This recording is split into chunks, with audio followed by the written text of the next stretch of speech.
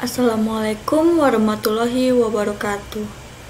Sebelumnya, perkenalkan nama saya Agnes Nadia Permatahati dengan NIM 15036200076. Saya dari S1 Pendidikan Teknik Bangunan pada sesi 1. Di sini saya akan mempresentasikan hasil analisis yang telah saya kerjakan, dan saya akan mempresentasikan pada mata kuliah strategi media dan pembelajaran.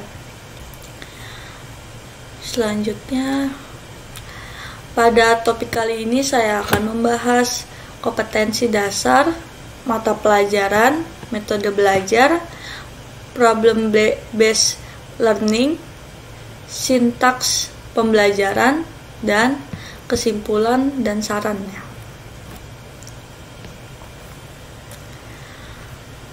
Pada kali ini saya akan mengambil bidang keahliannya teknologi dan rekayasa program. Keahliannya teknik konstruksi dan properti. Kompetensi keahlian desain permodelan dan informasi bangunan C1. Mata pelajaran fisika.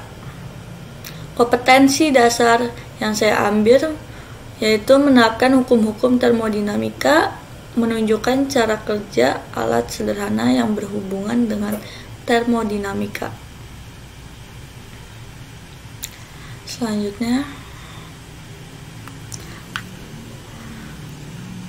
mata pelajaran fisika dilakukan dan menjadi salah satu pelajaran dalam kompetensi dasar sekolah menengah kejuruan atau SMK. Dalam teknik konstruksi dan properti, mata pelajaran fisika kerap disebut sebagai fisika pembangunan. Fisika pembangunan yang menjadi topik utamanya adalah kenikmatan fisik atau comfort. Maka, permasalahan kenikmatan fisik dalam suatu bangunan erat kaitannya dengan kenikmatan fisik bangunan yang diantaranya adalah sengat dan silau matahari, kalor dan suhu, kelembapan dan pergantian hawa udara, gangguan bunyi, dan cahaya terang. Sehingga termodinamika menjadi salah satu materi yang penerapan hukumnya masuk pada kompetensi dasar. Selanjutnya,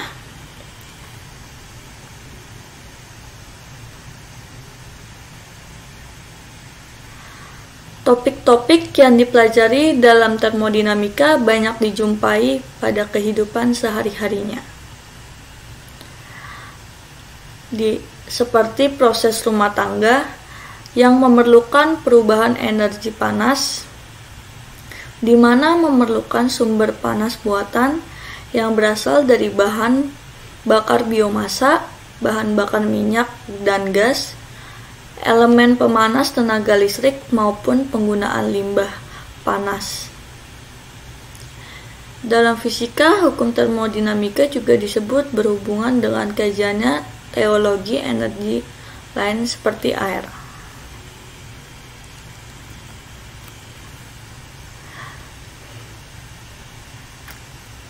Dalam proses belajar fisika masih dianggap kurang mengalami pengembangan bagi para siswa metode belajarnya. Hal ini dinyatakan dari kecilnya jumlah siswa yang mampu gemar belajar mengenai ranah ini. Dalam metode pembelajaran sebenarnya ada banyak metode yang mampu digunakan sebagai infrastruktur pengajar untuk mampu meningkatkan pemahaman siswa. Metode resitasi. Salah satu metode guru atau dosen yang menunjang dalam kegiatan mengajar. melalui pemberian tugas dapat membantu peserta didik dalam meningkatkan hasil belajarnya. Namun, metode ini dinilai terlalu menitikberatkan di mana siswa akan berorientasi hanya pada hasil, bukan pemahaman atau implementasi. Padahal penguasaan konsep merupakan aspek penting yang dibutuhkan siswa ketika mempelajari fisika. Pemahaman konsep digunakan siswa untuk memecahkan masalah dalam fisika. Selanjutnya, fisika lebih sering melakukan kegiatan praktik, menggunakan alat peraga sebagai media pembelajaran, dengan diimbangi melalui pengembangan bahan ajar yang memanfaatkan kemajuan teknologi di era globalisasi ini. Salah satunya yaitu model elektronik. Tujuannya untuk menuntun peserta didik aktif secara mandiri dalam menentukan fakta, konsep, dan teori selama proses pembelajaran ini. Selanjutnya, dalam fisika seringkali ditemui permasalahan yang cenderung pada akhirnya harus menggunakan formulasi dalam penyelesaian. Melihat hal tersebut, maka telah dibuat suatu metode khusus dalam problem solving yang difokuskan untuk menentukan variabel yang tepat, yaitu dengan membuat satu skema yang dapat diterapkan bagi semua tipe persoalan. Siswa mampu dimasukkan pada kelompok belajar sehingga mampu bertukar pikiran secara lebih baik untuk memecahkan masalah yang diberikan.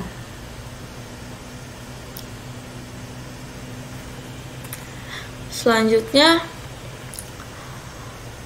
project based learning. Penerapan project based learning merupakan pendekatan yang mengedepankan siswa untuk dapat menyelesaikan permasalahan yang benar-benar ditemui di lapangan. Dalam pembelajaran ini, siswa akan berperan sebagai profesional yang mencoba memecahkan permasalahan dalam kehidupan sehari-hari. Project based learning juga dapat diartikan sebagai pembelajaran berbasis proyek, pendidikan berbasis pengalaman, belajar autentik, pembelajaran yang berakar pada masalah-masalah kehidupan nyata. Prosedur metode project based learning ini, yang pertama, kita menyampaikan masalah kontekstual dalam proyek, memberikan tugas, lalu melaksanakan proyek, mengamati masalah berdasarkan fakta di lapangan, diskusi dengan anggota kelompok untuk membahas masalah, mengambil alternatif pemecah masalah yang diduga, mengevaluasi hasil kerja proyek. Selanjutnya, keunggulan metode project based learning. Yang pertama, melibatkan para peserta didik untuk belajar mengambil informasi dan menunjukkan pengetahuan yang dimiliki, kemudian diimplementasikan dengan dunia nyata. Lalu, meningkatkan keterampilan peserta didik dalam mengelola sumber. Yang ketiga, meningkatkan kemampuan pemecah masalah. Keempat, meningkatkan kolaborasi. Lalu yang terakhir, mendorong peserta didik untuk mengembangkan dan mempraktikkan keterampilan komunikasi. Di sini juga ada kekurangan metode project based learning. Yang pertama, membutuhkan biaya yang cukup banyak. Lalu memerlukan banyak waktu untuk menyelesaikan masalah. Banyaknya peralatan yang harus disediakan. Peserta didik yang memiliki kelemahan dalam percobaan dan informasi. Dikhawatirkan peserta didik tidak bisa memahami topik secara keseluruhan. Selanjutnya, ini adalah susunan sintaks pembelajaran yang singkat.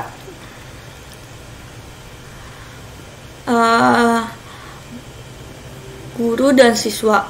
Saat pembukaan, guru membuka pembelajaran dengan salam, doa, dan memeriksa kehadiran siswa. Lalu untuk siswa membuka pembelajaran dengan salam juga, lalu doa bersama, dan merespon saat absensi berlangsung. Pembahasan, guru menjelaskan secara singkat materi tentang termodinamika yang dikaitkan pada konstruksi bangunan. Lalu siswa bertanya lebih detail pada materi yang telah diberikan. Lalu guru menjelaskan dan menampilkan contoh lebih detailnya terkait pada materi tersebut. Lalu siswa mengamati penjelasan dan contoh yang diberikan guru terkait materi tersebut. Lalu guru bertanya apa saja yang telah diamati oleh siswa terkait materi termodinamika yang telah ditampilkan. Siswa merespon dengan menjawab pertanyaan guru yang baru saja dijelaskan. Guru memberikan siswa tugas mengenai materi termodinamika yang sudah dijelaskan dan sudah dicontohkan. Siswa mengerjakan tugas yang telah diberikan oleh guru. Lalu yang terakhir, penutup. Guru melakukan penilaian terhadap tugas yang telah diberikan. Lalu siswa mengumpulkan tugas. Guru bertanya dan membantu kesulitan yang dihadapi oleh siswa. Siswa memberitahu kesulitan kepada guru terkait materi yang sudah dijelaskan. Lalu guru mengakhiri pembelajaran sebelumnya menjelaskan apa yang ditanya oleh siswa sebelum mengakhiri pembelajaran. Lalu guru mengakhiri pembelajaran dengan salam kepada siswa. Dan siswa mengakhiri berterima kasih dan salam kepada guru. Kesimpulannya, project-based learning adalah metode pembelajaran yang dapat diterapkan pada semua jenjang pendidikan. Dalam metode pembelajaran ini, pendidik berperan sebagai fasiliator.